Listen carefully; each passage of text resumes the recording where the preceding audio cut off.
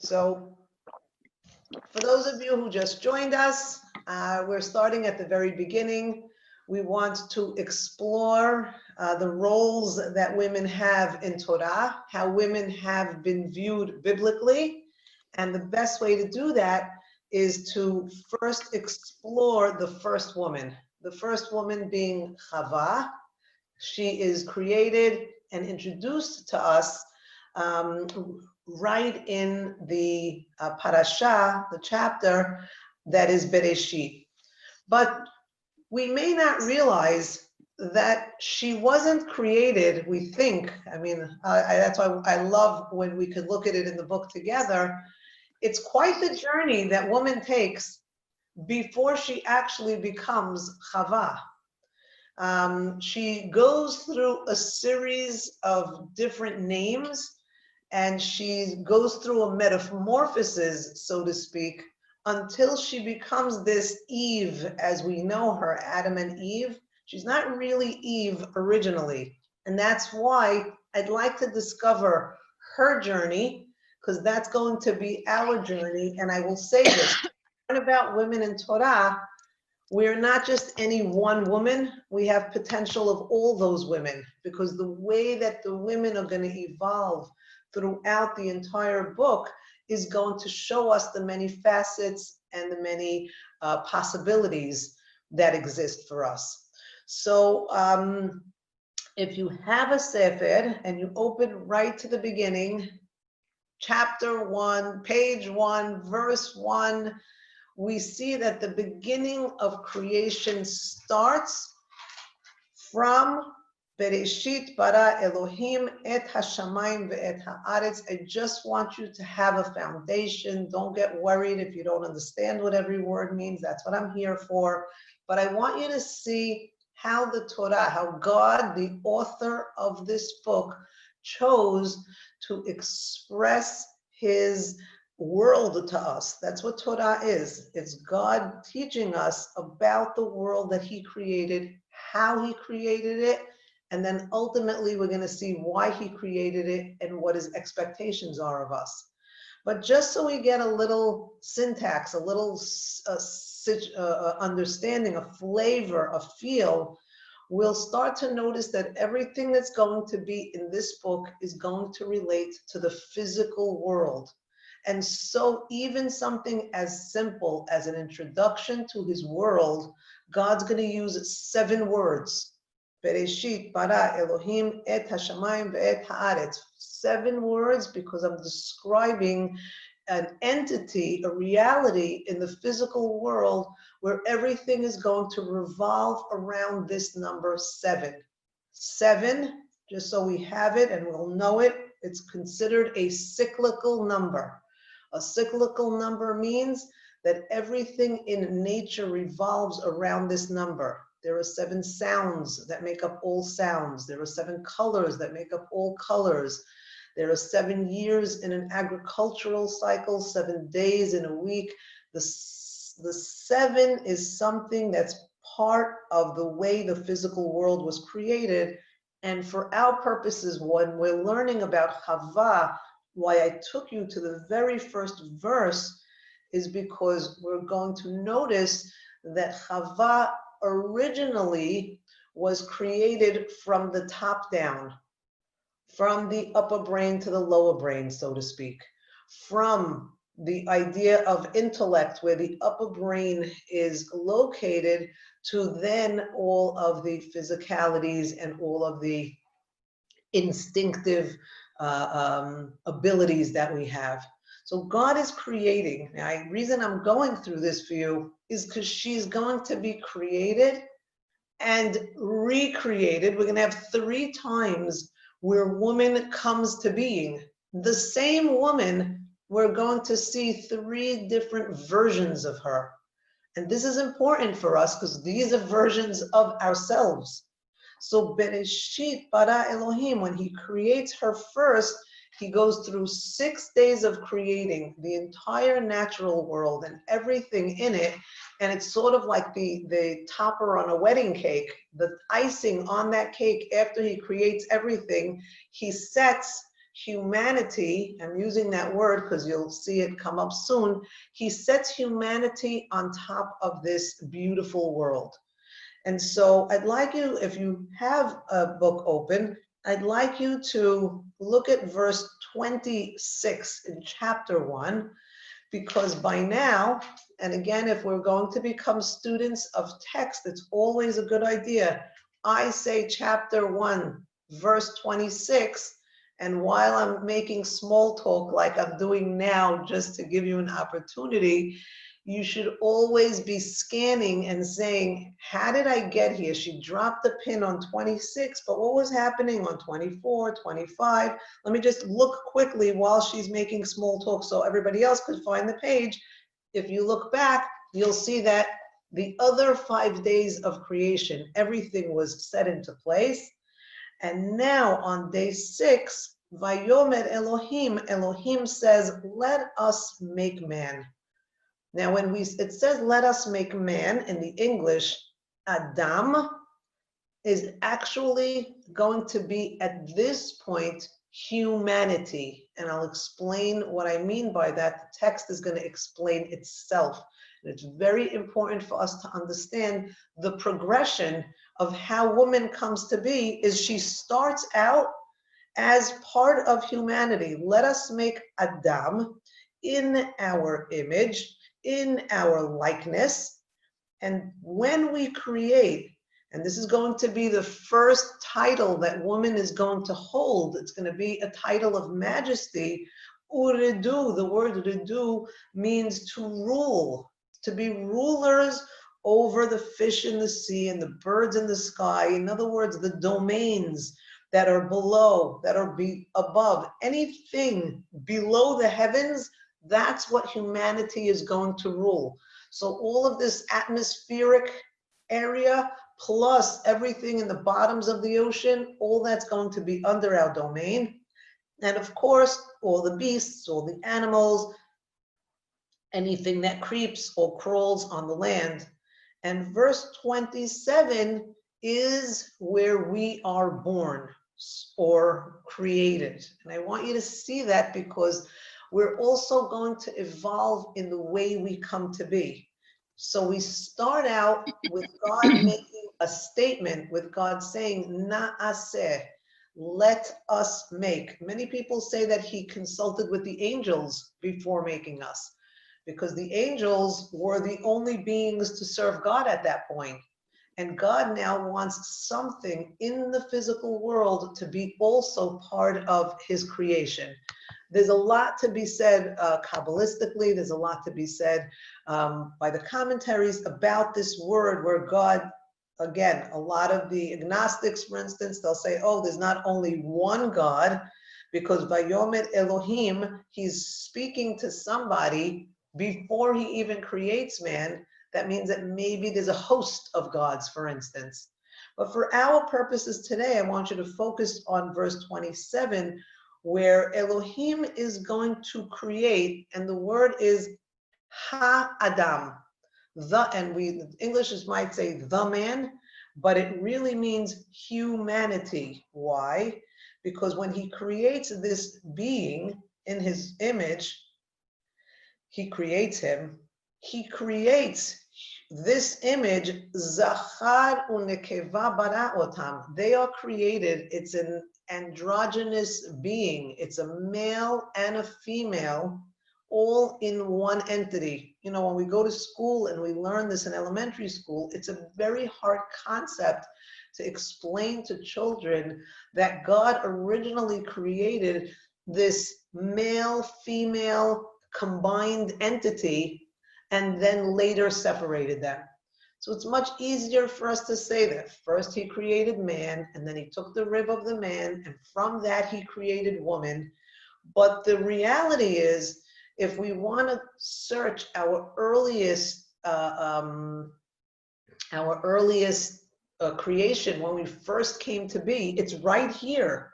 We first came to be, and it's important. I'm making a little bit of a fuss about it, because when we're first created, there's a sense of majesty and equality to woman. She's on the same level of man. She was created at the same time. This is here, it's right. I need you to see it in the pages so you see Zachar is male, Nekeva is female. So Vivian, that's the question that I was trying. I raised my hand before. I was trying I to didn't ask see. you. Oh, Yeah. I see his chat. Let me go then. Forgot that. Yes, yes. So like that's when I was reading it, I noticed it that he said Zachar nekeva bara otam, and then he says lo tov liot la'adam levado. So if he already created, it wasn't levado. He already created the nekeva. Thank you, Ruthie. I love you for asking that question. This whole long-winded introduction was to get you to ask that question. So Ruthie's question, I'll just reiterate it, is she's saying, how is it possible later on for man to be alone if he already has, we're jumping ahead, if he already has his wife attached to him? How does that work? How does that system work? So the first thing I want to do is first establish, that's going to be sort of in the next phase. I want to just first establish this part.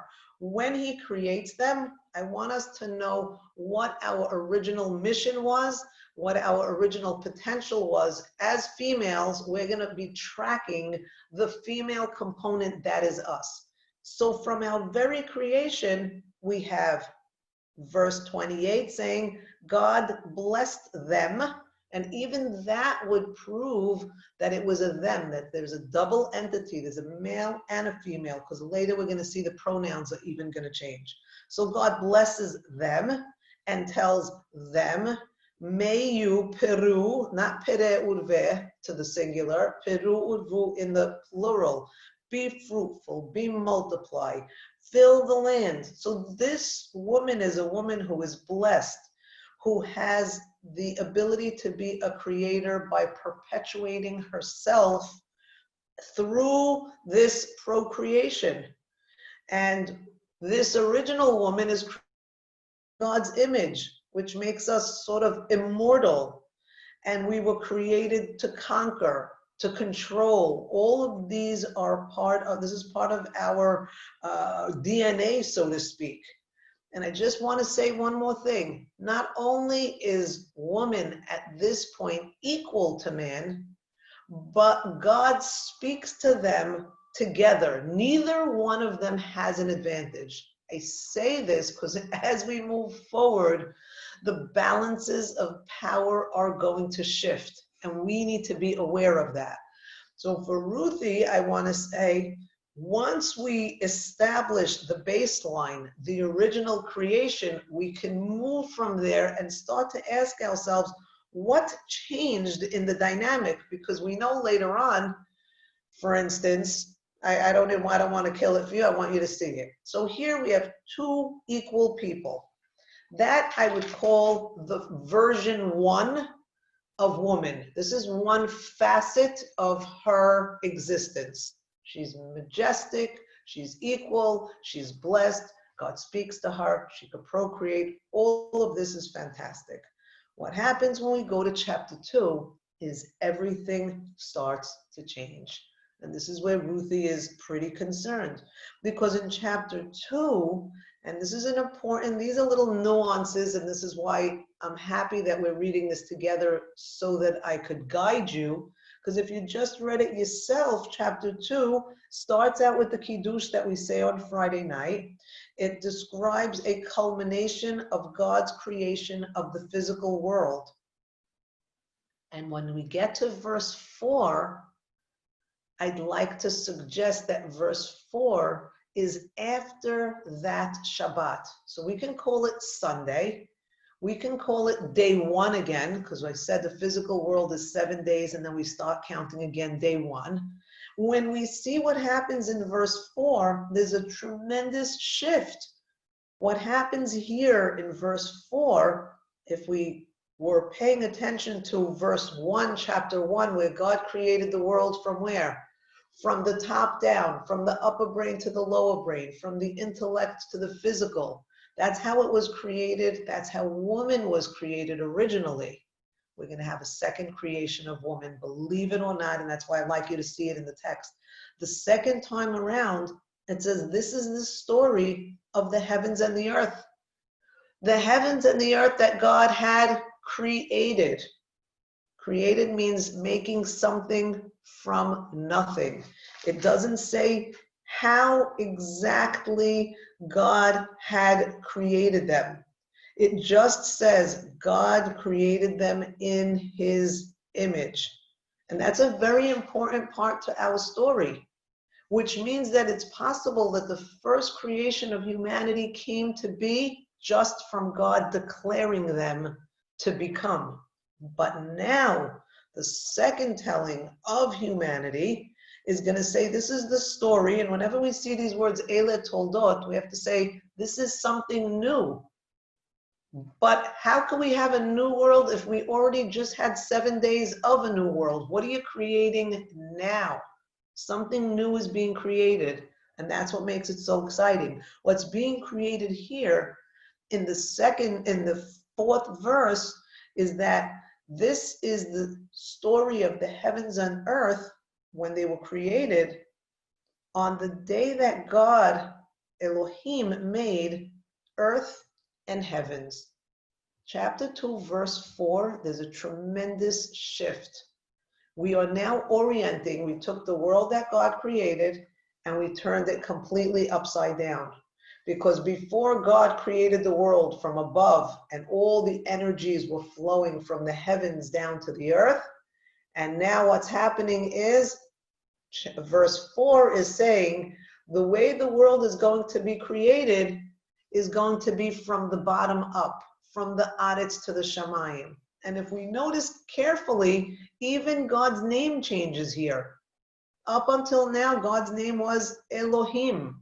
So this new dynamic, this new facet of God is going to allow for humanity to create the world from below to above. And what does that mean for us? It means that the same humans that were created in chapter 1 are now going to actually be recreated in chapter 2 on, let's say, day 8, or on the first day of this new dynamic where the world is going to be created with the energies flowing in reverse. And why do I say that? Is because verse 6 is going to say, verse 5 is going to say, when God created the world, nothing moved, not a blade of grass grew, nothing, zero. Why? Because God's world was in a sterile state of perfection. Nothing could move without his say-so. But now that the earth is going to come and start to operate from below to above, we need a whole new dynamic. So much so that man himself in verse 7 is going to be created from the earth in the ground. We never had, look, if you don't look at the text, you may say, yeah, God created the man. He took the dust of the earth, he took the clay, he molded it, and he made man. But the reality is that wasn't what happened. What happened was that God uttered words and said, let us create man, and man was created from nothing. There was no art project here. There was no clay, no pottery, nothing. They just came to be. So for Ruthie's sake, I'm going to say that the first creation of man was man and woman together, but that's what God created from above to below. In chapter 2, in the real world, in the physical world, that now is going, the world that we today, you and I are living in, there's a totally different story. Because God's going to create the Adam, and if you pay close attention to the language, you'll notice there's no longer a plurality to the pronouns that are being used. And instead of it being them, Peru, Urvu, Umilu, instead of it all being speaking to two entities, this entity that God's going to create from the dust of the earth is going to say, it says, and God fashioned them in verse 7, fashioned the man from the earth of the ground, from the dust of the ground. He breathed into him. There was no breathing happening the first time around. Nishmat Chaim, a soul, and the man became a living being. And for Ruthie, it's this man that was created the second time around. He was created pure male, and this pure male now is placed in the garden, and it's this pure male that can't find an Ezer Kenegdo, that can't find somebody that he relates to, because he looks at the trees, are you my mother? You know that book? Are you my helpmate? Are you my match? He can't. He looks at the elephants, he looks at the tomatoes, he looks at the birds, he looks at all the things in creation, the stars, and he realized that he can't relate to any of those things. And that's where we get now this sense where woman, who was formerly the most essential part of God's creation, it was her and him, now she's completely absent. And when she comes on the scene, she's actually a derivative of man. So if you'll see, what Ruthie was talking about was verse 19 in chapter 2. Hashem says to man, it's not good for you to be by yourself. I need to make you a helpmate. Ezer Kenegdo. Now, if you go to a Shalom Bayit class or one of those other kinds of classes, they will quote this to the nth degree. And depending on who's giving the class, in some circles, they'll say this is the purpose of woman, to be a helper for her husband. And they'll tell you to be a nice little wife, and that's why you were created, to serve and ezer, to serve your husband. Some may go as far as to focus on that second word, kenegdo, that it's your job when he's doing something wrong, you need to be opposite him. You need to be able to sort of be a mirror to him and set him straight and recalibrate if he's going off of the path. You can do what you want with these verses, but on the plainest sense, I'd like to say that this, verse 18, is where God decides that the creation of woman is necessary. And in verse 19, God takes all of the animals, brings them to Adam so he could see what to name them. I don't want to take this lightly, because we're going to see that later he names woman, and we need to know what naming represents in Torah. When you name something, you take control over that thing. You identify that thing, and then by identifying it, you actually have some type of dominion over it. And that's why man was given the honor of naming everything, because that's what he's going to be doing. He's going to be controlling all of those things. And he gives shemot, names, to everything from the fish to the birds. And lo matzah ezer kenegdo. This is where Adam cannot find somebody that he could relate to. And it's here in chapter 2, and this is her second coming to be. Vayiven. So last time she came to be just with the words of God. Now it's not Elohim that creates her, and all of these are small technicalities, but they tell a huge story. The first woman was created by the God that created the world from above to below.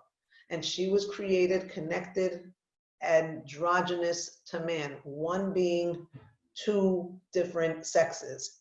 Here, it's a different name for God. It's Hashem Elohim, and this God, which is actually all one, Hashem Echad, it's just a different facet. This facet of God is one that is allowing the world to be created through nature, from above to below. This is not anything even remotely related to the first woman, because in this time, what happens? God takes the stone, not a selah, a bone. God takes a bone from Adam, and he literally fashions it into a woman. This is our second coming to be. We are, I said originally, now a derivative of man. And you know what's so crazy about this? If you look at the words, she is made from, look, he says it himself. He said, Etzem me'atzamai, basar mi besari. The focus of the woman is all about the man. Don't get nervous. This is a second version, but we need to be aware of how so many preconceived notions of women evolve over the years. We're all reading the same text. And the question is, who's interpreting it and how? We're interpreting it today this way. But many people could say, you know something, woman was only created because man was lonely, because man needed a helpmate. That was the reason for our creation. Of course, I'm not going to be on that page. That's why I'm here showing you with the book open what's actually being said. This is the second version of woman, and just in case you're getting nervous, there's going to be a third version. And this is something that's going to evolve. But here at this time, if you only stay in chapter 2, you'll be stuck in the Stone Ages, and you'll be stuck in a place that you believe that woman was only created to serve man and to feed his loneliness and to help him and to fulfill his needs. And that's why you have to read the whole book. So as we read, we see that a beautiful part that starts a tiny little bit is he clings to his wife. And he says, he makes this expression, some people even consider it song. How, again, depending on who you're learning with, they will interpret this in different ways. I'd like to say this is song because he says, the prose is written like song would be written. It says, Zot hapa'am, this time, she is an essence of my essence. Etzem me'atzamai, or a bone of my bones. She is basar mi besari. She is flesh of my flesh. To this I will call Isha. And all of a sudden, woman who was created in chapter 1 as part of Ha'adam, as part of humanity, has her own personal name. But her own personal name, Isha, only means one thing. She was taken from Ish. That's how she got her name. It's like calling a woman Manny. She comes from the man, so we'll call her Manny. That's what this Isha, for instance, would represent. And again, what did he do? Because he called her and gave her a name. Yes, it represents her essence. Yes, she came from a man. But what happens? He's now controlling her because he named her. And the text gives a little editorial voice. There's a little editorial clip right after that, which is unusual for text. After he bursts into this acknowledgement of who she is and how she relates to him, verse 24 says, is like in parentheses, and therefore a man should leave his father and his mother and cling to his wife so that they could be one flesh. This is not what he's saying. When I say editorial, this is God saying, at this point, before you go all crazy and think that you control woman, says God, and think that because she came from you, you have complete control over her, I just want to make sure that you understand that she is somebody that you need to have an emotional attachment to. So if the first woman, there was no choice but to have a physical attachment to, because we were really attached at the hips, literally. Here, the second time that woman is created, man's relationship to her is a more of an emotional bond. But the one thing that we don't see going on is we see man, he's bursting into song, he has so many things to say, he's naming. The one thing that's missing here for us is woman hasn't said a word. she hasn't spoken. The reader has no idea how she feels about her situation. How does she feel about this status quo? How does she feel that a minute ago, when the world was created from above to below, she was attached and equal partners, and now all of a sudden there's a hierarchy and her husband seems to be above her. Yes, he's devoted to her and she's devoted to him, and there's this emotional attachment, but the truth of the matter is he's wearing that crown of humanity and she's his assistant. She's sort of second in command. And all of a sudden now, as we start to move forward, we get a sense that woman is unequal, but she is appreciated. And this is what sets the stage for what's going to happen in the garden. And in the garden, all of a sudden now, we see verse 25. Now, it's interesting to note, for those of you who are looking at it in a sefer, verse 25, if it connects to the previous story, it says, and the two of them were either naked, and we'll use that word, they weren't wearing clothing, ha'adam ve'ishto, the man and the woman, ve'lo yitposhashu, and they had no shame. And then starts chapter 3. But chapter 3, if you're looking in a sefer, there is no separation. The verses continue. It's interesting to notice when you're learning stories and text, there's something called petucha and there's something called setuma. In other words, if you looked in shul at a sefer Torah, if it's the end of a paragraph, the words would end and there'd be an empty space all the way to the end of the line. It would be sort of a new paragraph. Sometimes there's just a space, and the space, setuma, means there's 9 letters, the space that 9 letters would occupy, and then they start the new story. In other words, the new story is somewhat connected to the previous story, or if it's a whole open line, the new story is really its own entity. Here, there's no new story. There's not an inch, there's not a space. If you're looking in your book, it's all one story, and I'd like to suggest that the whole story of the snake, the serpent in the garden, is a result of the way woman was created, and a way that now they didn't tell us how she felt about her situation, but the way she reacts is going to be very telling for us. And what happens here, and again, if this is for us to learn about women and for us to learn about ourselves, is that right away when you see this word nachash, this word snake, serpent, this serpent was the shrewdest of all the animals in the field that God had made. And he engages in conversation with the woman.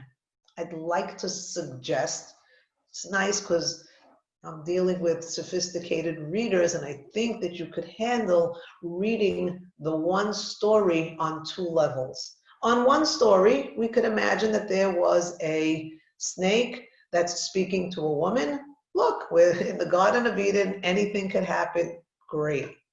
On another level, I'd like to say that this is woman's inner voice that's externalizing itself. It's giving the reader a chance to see how woman is feeling right now. And we're going to see that there's an opening for something like a serpent, either for those inner voices to surface or for an outside entity to come and breach her sanctity, because perhaps she wasn't feeling so fantastic. When we see an inner monologue in text, let's say that the serpent was her inner voice. When we see an inner monologue, she's summoning that serpent within, because there is an unease, there is an unrest. In the Kabbalistic world, they'll call that a void. When there is a space inside of us that is dark, that is not filled with light, that is not filled with creativity, that is not filled with contentment, that void, that space is very, very vulnerable to be filled. And the Mekubalim specifically use this word. They say if you don't fill I'll just take a minute to describe this. We are all vessels. This is a Kabbalistic viewpoint, but I think it fits beautifully here. We're all vessels. Kabbalah means to receive, lekabel. Finish. The beginning, middle, and end of Kabbalah is the extent or the ability with which we can receive light. That's Kabbalah, standing on one foot. Now, to go further, the Mekubalim, the Kabbalists say, if your vessel isn't open to receiving light, if there's a crack in your vessel, you have a broken heart, let's say, this is where these terminologies come from. A broken heart means that maybe right now you can't bring in the light because there's a crack and everything that comes in is just going out as quickly as it came in, because we can't hold light. And when I say a broken heart, sometimes I mean a broken spirit. Sometimes it means any type of negativity. There could be a clog. There could be something that's stopping the light from flowing within us. And you can use your own language. Today's vernacular is very generous to describe this, this situation where we're either filled with light. Now, this is the Mekubalim are saying, if you're not filled with light, if you're not able to receive, then your vessel becomes a place, and they use this terminology, it becomes a place for the snakes to play. The nechashim, they go as far as to say, if you go down the road where all you want to do is revisit your past traumas, they call that playing with the snakes. That's the terminology that the Kabbalah uses for revisiting old and painful emotions and events. And so when she's speaking to a snake here, so to speak, she's listening to her inner voice, and she's now giving into this inner void. And for those of you who just joined, why does she even have an inner void? One chapter ago, she was this majestic, filled with equality woman, and now she's been relegated to be a second-class citizen who's just a derivative of man. And she may not be so happy about that. And we hear it in her voice. The dialogue now that she's going to have with the snake is going to say a mouthful. So again, if you just read this on your own, you'd read the story and say, the snake asks about the tree, and she responds, and they all eat from the tree, and everybody gets punished. But if you look at it with a careful, discerning eye, you'll see that something totally different is taking place here. And so I'm going to read some of the verses. So the Nachash was arum. The word arum means shrewd, but it also means, it's very similar to the word we had in the previous verse, which means naked, which transparent, which means he was able to see transparently through her. And of course, if we go with the idea that it was an inner monologue, who could see ourselves better than us? we're most poised to see ourselves. So now the Nachash, that is either transparent or shrewd, asks a question. And the question he asks is it true that God said we can't eat from any of the trees in the garden? Now, me and you are reading this and saying this is ridiculous, because I apologize that I didn't take you through the original instruction that God had given to man. But when God gave man the instruction, and this should be a little bit of an issue, so let's do this. Give me 1 second.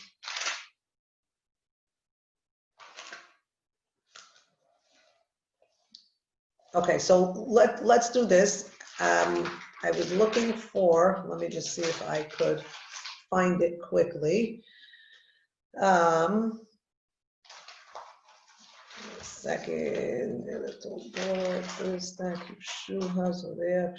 okay, here. So if you wanted to just really be a stickler, in chapter 1, what happens is God says, I'm giving you all the fruits of the tree. You're able to eat everything that I have created. It's all there for you. And in verse, let me just see here, in chapter 2, verse 16, Hashem says, you can eat from every tree, except there's one tree that you can't eat from, and that's the tree of knowledge. Now, the problem with this little story here of not being able to eat from the tree of knowledge, God only spoke to Adam. He didn't say this to Chava. And since he doesn't say this to Chava, she might be feeling marginalized from this whole story. And now when the snake asks the question, what he's really asking is, does God have the jurisdiction to be refusing any of creation to you? I'll rephrase it. In the world that you were created in, Chava, you were created in the physical world from below to above, where you have control of everything. I know in the first world that God created from above to below, he called the shots, so to speak. The Nachash is challenging what humanity's boundaries are and saying, did God say you can't eat from any tree? Because practically what he's saying is, today you can't eat from this tree, tomorrow you can't eat from that tree. All of a sudden, God is now going to tell you in your physical world what you can and can't do. That's the question. But why would she even have these thoughts, whether they're internal or external? Why would this challenging of God's laws come to be unless she was in a place of unhappiness, unless she was in a place where she felt already she was not happy with the system, so to speak. And so what does she answer? And this is very telling. And by the way, this is the first time woman ever speaks. Woman's opening her mouth now for the first time, chapter 3, verse 2. And she's speaking to a snake for the first time in her speaking career. And whether it's a snake or herself, you could decide. But she says, oh yes, we can eat from the trees. If this is an inner monologue, she's saying, God didn't say we can't have anything. God just put one little restriction. And he said we could eat from all the trees, but we can't eat from the tree that's in the center of the garden. Now, what God had said is, you can't eat from the tree of knowledge. He never said anything about the tree from the center of the garden. You know what the tree in the center of the garden was? That was the tree of life. And so we get an inner view into the psyche of woman here. She didn't care tree, no tree, this tree, that tree. What did she want? What she most wanted was this tree of life. She wanted eternity. She wanted to be godlike. She wanted to be like Adam, who she believed was godlike. And so while the Nachash is talking to her about all the trees, she zeroes in on the tree of life. And the serpent answers her. And she says, no, not only can't you eat from it, but you can't even touch it. Because if you touch it, you might die. Because she's talking about which tree? She's talking about the tree of eternal life. So if you take the tree of eternal life and you abuse it, then you won't have eternal life and you'll die. And the snake tells her, you won't die. What is he telling her? He's not saying, no, if you eat the tree, you won't die. He's saying, Chava, you are an eternal being. You're not going to die, tree or no tree. There's not going to be death here. Why are we discussing this?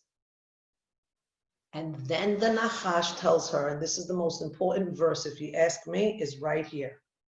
What is the Nachash suggesting? The Nachash is saying that God knows, and who knows? Elohim, the God who created the world from above to below. You see, now you're a sharper reader. Now you're saying if there were two names for God, the God who created the world in the first place, from above to below, and the God who created the world in the second chapter, from below to above, this God who created the world from above to below, what is the Nachash saying? That God knows that when you eat from the tree, your eyes will be open and you'll be just like God. And you'll know, you'll have all knowledge. You'll know good and you'll know evil. And so I'm going to stop here because in case I'm making something very simple sound confusing, I just want to be very clear on what eating the forbidden fruit represented for Chava. For Chava, she wanted eternity. And for Chava, she wanted to go back to that first world when Elohim first created her and when she was a part of the majesty and she had equality. That's what she wants. And the shrewd Nachash is going to use that language and say, guess what? Elohim doesn't want competition. If you eat from this tree, then you'll be just like him. And the reason he doesn't want you to eat from this tree is he doesn't want you to be competing with him. Yes, please. Okay, so my question is, the snake is talking, and if you read it in Hebrew, he says, Hashem will see when you eat it, and he says it in plural. Achalechem, right? So Beyom achalchem, beautiful, yes, beautiful. And he's saying it like he already knows she's going to get the guy to eat it. Oh, wait, Audrey, you don't even know how smart you are because the Nachash is speaking in plural. I'm going to let you answer the question. Why would he speak to woman in plural? What does he want to conjure in her mind? When was she spoken to as a plural, in plural form? Do you remember the words Peru, Urvu, yeah. When did God speak to woman using a plural pronoun, in plural pronouns? When did God use plurality to speak to woman? When she was created in chapter 1. When she was an equal partner to man. When God spoke to her and Adam together. When she was all majesty, when she was all equality, when she was a ruler, that's where she's yearning to return to. And I'm taking you down this road because this is not Chava. This is going to be every one of us. We need to understand our DNA. We need to understand how we were created. So Audrey, in a very sophisticated way, started to look at the language. And that's why it's so precious when you have a book in front of you. You could say, hey, she's one person, but why is he speaking to her as if she's a plurality? Because he wants to remind her that she can go back to that place. And the only way to go back to that place, what's the nachash? What's the forbidden fruit? You know, we hear it so often that it's not a fructose craving that she's having. There's a billion species of fruits for her to eat. It's not, just take out of your mind, it was never about the actual fruit. It's not like she has low blood sugar and she needs to have a piece of fruit. That wasn't the idea. And it wasn't just that she wants what she can't have, because that's where the term forbidden fruit comes from, is we always want that thing that we can't have. It's not so much that either. What she wants is she wants to return to a former place of greatness. And I'm going to use a very strange story, a strange word for you. But she's looking for a shortcut. She's so happy to eat from a fruit when she thinks that a fruit is going to buy her eternity or buy her majesty. See, the whole problem with the story is that all along she thought that these ideals were something she could ingest. When the reality is, and we're going to see how God responds, because even that's so beautiful, The reality is, and I'll give you the punchline first here now, and then we'll flesh it out, is that your greatness, Chava, or she's not even Chava yet, I apologize. Your greatness as Isha is not something that's going to come from the external into you. Your greatness is something you already possess. Your problem is that you think you're lacking. You created a void inside your heart, inside your soul. You created a black spot because you think you're lacking. But the reality is, Isha, you have way more greatness and potential than you're recognizing. You're only focusing on what somebody else has. You're only focusing on what you don't have. And that's what this story is going to be about. You're looking to be like God. You're looking to be godly. You already are godly. You just don't know it yet. And we're going to see that God responds most kindly. And I love when I read the story, because you'd think that she should get, if there was a sentence being given by a judge, she's the most culpable here. She's the one who takes the fruit and eats it first. And not till she eats it, she gives it to her husband, and many people build a case, poor guy, he didn't even know what he was eating. They just put it in front of him and he ate it. You know, he could, if I was going to be a defense for Adam, I could defend him much more than I could defend her. She pureed it, he thought he was drinking a smoothie. I mean, you can make 100 reasons how. But Vivian, you said God only told him not to eat from it. He didn't Exactly. tell her. Maybe that's Exactly. why God was kind, that he didn't say, I told you if you eat it, you're going to die, but he didn't tell her. So maybe Okay. that's why he had mercy. So yeah, And you're Shalom making a Bayit great also. point. Right, Shalom. So you're going to the Shalom Bayit place. I will say a couple of things. God's only going to punish us for things that we could have done right, that were in our capacity to get right. And the bigger question that really Audrey is raising is, what relationship did Adam have with his wife? Did he even bother to tell her what she can and can't have? But the part for her that's pretty hard to defend is she herself says, not only can't you eat it, but you can't touch it. Once she says that, she's incriminating herself. She's telling the entire readers that she knew she wasn't supposed to have it. If you want to unmute yourself and respond, feel free. You're right. It says it. I know. I know. It's hard for the defense. She's the hardest one to defend. And so here, when we can't defend her and we see how God reacts, we're blown away. So she sees, I'll just take quickly verse 6, she sees that this fruit is good to eat and it's very tempting to the eyes. She's responding to her sense of taste and her sense of sight. In other words, she's using her physical senses as opposed to her inner eye and her inner sense. And what does she do? Vatikach. She takes from the fruit, she eats it, and she gives her husband to eat of it as well. And as soon as they eat from it, their eyes open up and they realize that they are Edumim. Either they were too shrewd, they're trying to outsmart God, or they realize that now they are unclothed, where before clothing was not an issue. Their physicality really didn't play a role in their expression of themselves. And the verse reads most organically to say that they realized they weren't clothed, because the next few words, God makes them outfits out of leaves.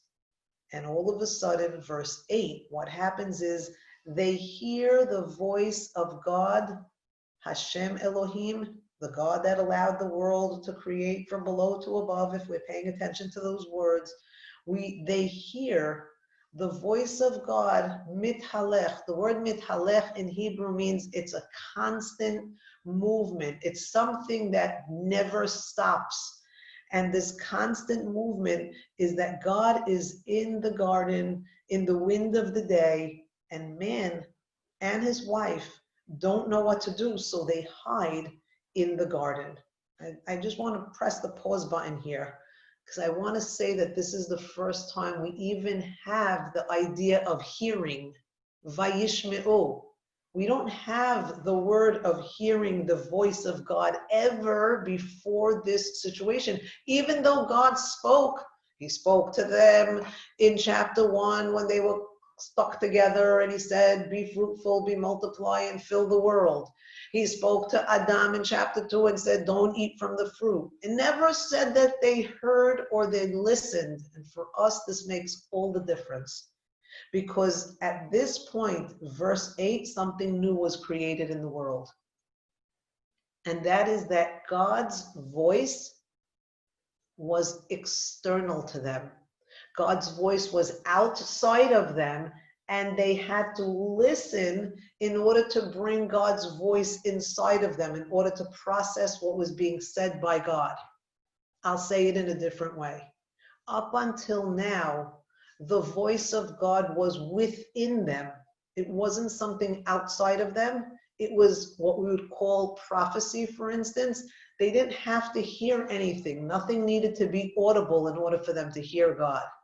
But once they ate from this tree, a new shift, a new dynamic takes place where now sound is something external to them. In other words, this instinct to be able to hear now has an audio component to it. And here we go. She eats from this fruit. I just want to bring it together. She thinks maybe she's challenging God, that God shouldn't have pure dominion. She's the one who eats because she feels that she wants to get back what she lost, but the reality and the irony of it is that she ends up ultimately being further distanced from God. She's going to be banished from the garden, and she's going to be blocked from her ultimate desire. And so chapter 2 or version 2 goes a little bit into chapter 3 of woman is a little bit tragic to me.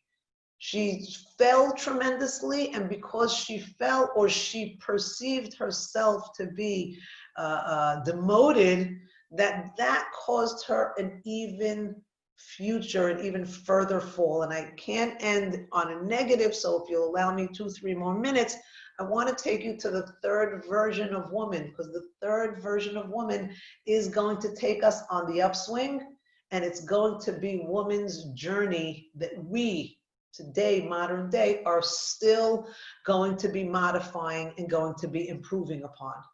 So if you'll look at chapter 3, verse 16, for instance, what happens is God is going to curse, just to save time, God is going to curse the Nachash, the snake, and say, and the word of how he relates to him is he's going to be cursed, and he's going to eat dust for his whole life. He's going to be slithering on his belly. In other words, his upright position is going to be now demoted. He's going to be, instead of vertical, he's going to become horizontal, slither on the ground. He's cursed, and he's going to eat dust all the days of his life. And there's going to be this enmity between woman and the reptile. But to the Isha, and I'm sorry, I'm going so quickly, I should have said that the first person to get punished is man. And I think Lisa had said something about this Shalom Bayit issue, and you could have a field day with the Shalom Bayit issue, because God calls to man first, and he says, Ayeka, where are you? What has been, he knows where he is. He doesn't not asking about his coordinates. He knows exactly where man is, but he wants to know where he is emotionally, where he is physically, spiritually. Where are you? And the man said, I heard your voice and I got scared. In other words, I had never heard your voice before. This is a new thing for me. And God asks him, and he says, did you eat from the tree I told you not to eat? And the man says, the Isha gave it to me. You know what, Isha? The one that you gave me. In other words, God, you want to blame me, but you are the one who gave me a wife in the first place. And that's where that conversation ends. But God ends up with man. he literally is going to curse him. So first he speaks to the Nachash, gives him his punishment. Then he speaks to the Isha, and her punishment is only that she's going to be having pain when she gives birth. Nowhere does it discuss her crime. It doesn't say, oh, because you ate from the tree I told you not to eat from. Crime is not discussed. And nothing to do with how she's going to eat in the future. There's no punishment to that, and there's no cursing, no nothing. She gets off the easiest. Because in the next verse, for the Adam, he's going to say, because you listened to your wife, and this is the most important part for us to understand. And this is woman being silenced, excuse my language. Again, please don't leave in the next minute because you'll think that I'm saying that the Torah suggests that women should be silenced. Woman seems to be silenced by God here. It seems if any man wants to take this pasuk, could say what? Don't listen to your wife. But just in case anybody signs off, I will tell you that our next woman, which is Sarah, God's going to tell Abraham everything that your wife Sarah says you better listen to. So just know that that's up and coming. That's stay tuned for next week. But here, just to close the circle for us today,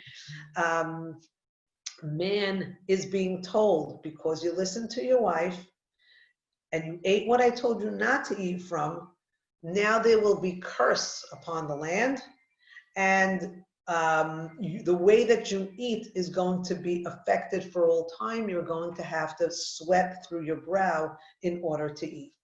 And so I want to take a minute, and hopefully we'll end with this, and ask the question, why does God have mercy on Chava? She's the guiltiest one here. She's the one that knew it was wrong. She defied the law. She ate anyway from that which she was not allowed to be eaten. And what is taking place here? And you'll notice that with woman, there's an extra piece that says from now on, again, those chauvinists who want to say that women are the source of punishment coming into the world, they'll quote this and they'll say that God had said in verse 16 that woman will be ruled ve'elishech teshukatech, according to your, and as for your husband, the one that you lust for, hu yimshol bach, he is going to rule over you. Is that a mandate? Is that part of God telling woman that forever she's going to have to be subjected to the ruling of man? Is it a prescription for the future? Or perhaps it's a description of the future, which is a totally different thing. What's happening is that God is describing a breakdown in his plan for humanity. And it's going to be a call to begin a new, long, historical struggle for a social and a spiritual restoration. This is a call to restore something that God had previously deemed. And I'd like to just read something quickly to you because I think it was very beautiful. It's by the author Eric Fromm. And he's telling man, because you decided to control woman, because you decided that you wanted to own her and name her, he says, he writes, there's a destructive acquisition-based mode of being. I'll read it to you. If this is what we think, if we think my property constitutes myself and my identity, in the having mode, there is no alive relationship between me and what I have. It and I have become things, and I have it because I have to force to make it mine. But there's also a reverse relationship. It has me because my sense of identity, my sense of sanity rests upon having it. I'll just basically paraphrase this, and with this we'll end. It's saying that man, by trying to control woman, ends up in a place where he's actually controlled by the very thing that he's trying to control. Because if she is his identity, if she is Isha, then we have a problem.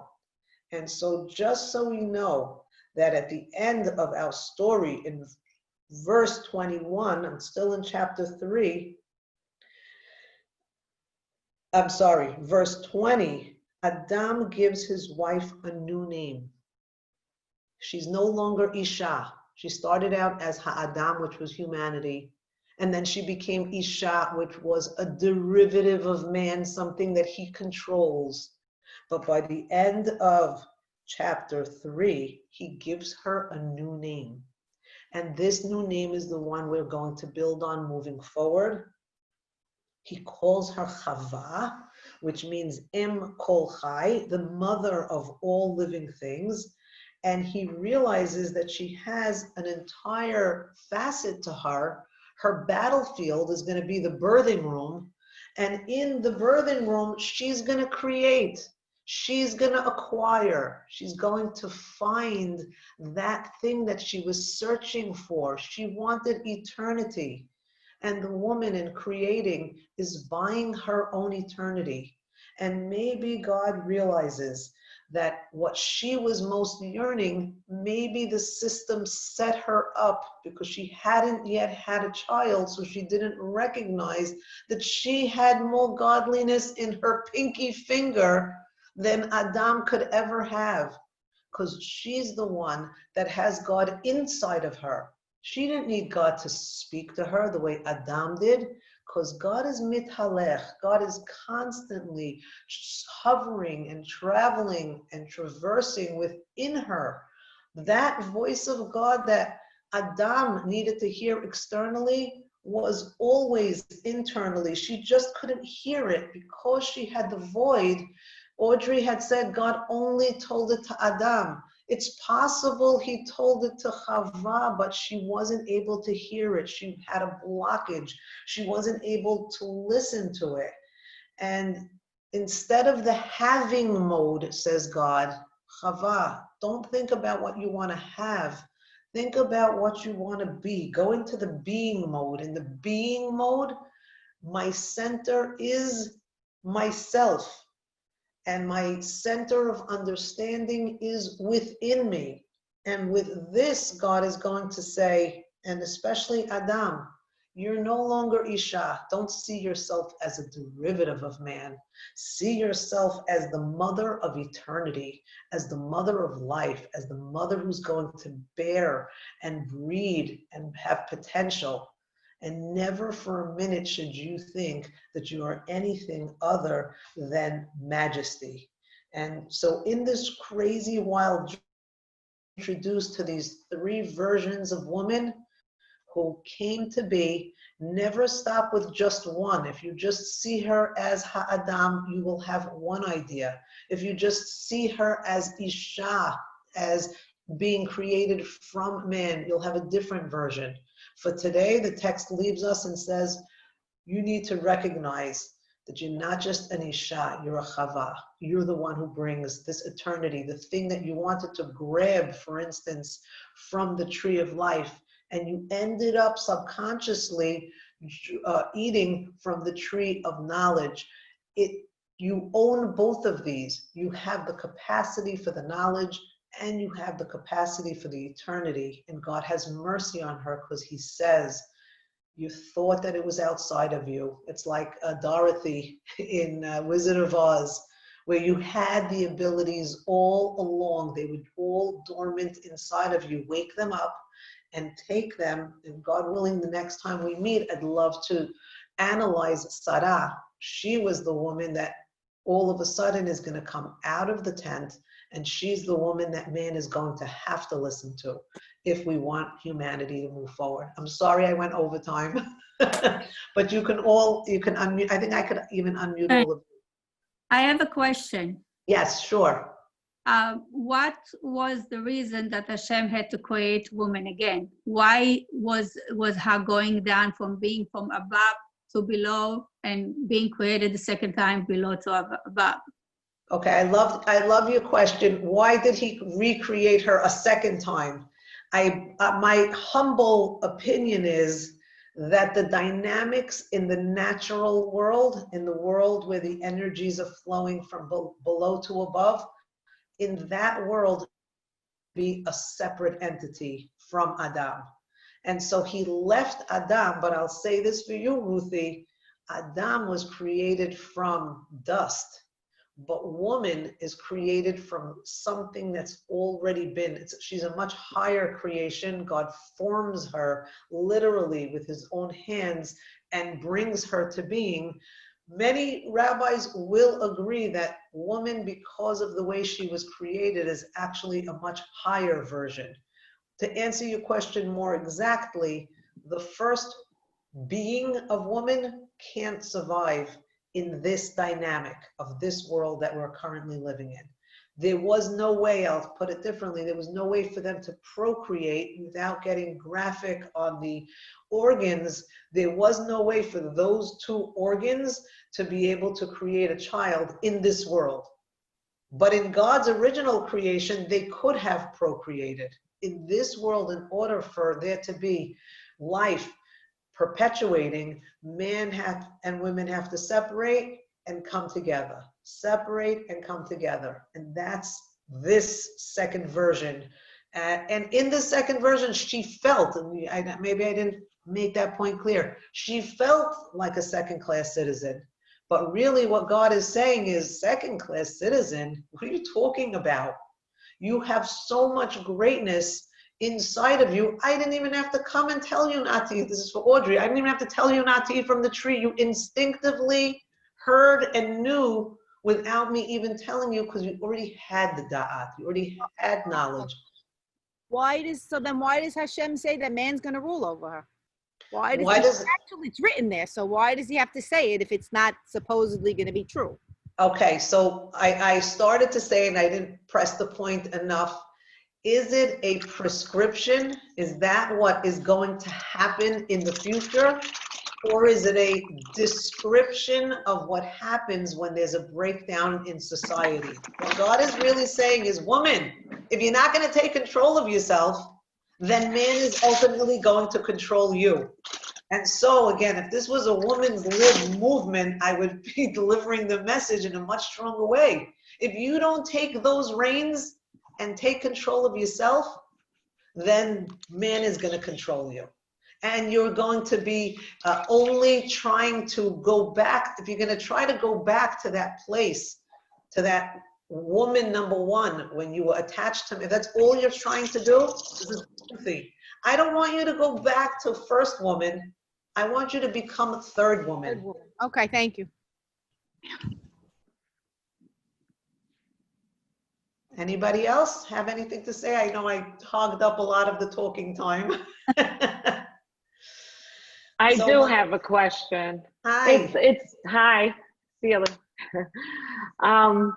It's about just why did he choose man in charge? I know you're saying he's not in charge, but why did he choose him in charge? And moving forward, because I have these thoughts all the time. How did man come in charge of the world? I actually think women are much smarter, and I don't know how they got away with it. Sorry. Okay. So I like the way you presented your question. So I'll say what man's role was literally physical labor. He was the one who was going to work the land. He was the one who was going to bring literally wheat out of the land. And you're saying it a very important thing. Today's man doesn't literally need to work with his hands to bring, if you want to eat a piece of bread, you don't literally need to put a seed in the ground. And woman also is not relegated to even have pain all the days of her child. We have something called epidural. If you're following the medical world, we have ways to get around because we can use our intellect in order for that to make our existence much easier than this earliest punishment. So you're asking, how did man get to rule? I'm suggesting that man was never ruling. We needed to see chapter 1 to see they were created as equals. And we need to see chapter 2 to see that woman was created in a much more, one guy was created from mud and another woman was created from God's existence. And we need chapter 3 to tell us, don't think like Celia is saying that man is the boss, because what we're reading is, it seems like man's going to rule over you, but he's only going to rule over you when you don't take control of yourself, when you don't allow the light to fill you, when you start to go into a place of doubt, you're going to fall to a place where you think you have nothing. If you think you're lacking one thing, you paint your whole world black because you're missing that one thing. The snakes come in and the devil. Keep yourself filled with light, and this is what God is saying. Remind yourself that you're a child bearer. With that, if you have to just remember one thing, women are the ones who are bringing the life into the world, who are bringing eternity into the world. So again, it's all a matter of perspective. If we're going to only learn Torah as it's being taught to us by men, they're going to have one view of how to read these verses. And I like that you have books in front of you, because I don't want you to take my word for it. I want you to be able to read this and say, God is giving us a warning. He's not giving us a prescription. He's giving us a warning. And he's saying, if you're going to keep on this road, then the world's going to step all over you. Put your crown on your head. Get a grip on yourself. He doesn't curse her. She doesn't have to change the way that she does anything. Just use your potential, says God, and you'll find yourself where you wanted, either in chapter 1 or better. Write your own chapter. Move forward. That's why it's so beautiful. Actually, when God throws them out of the garden, there's a beautiful thing that says he blocks the road of their entry with these ever-turning swords. And so we think, oh, it says do not enter.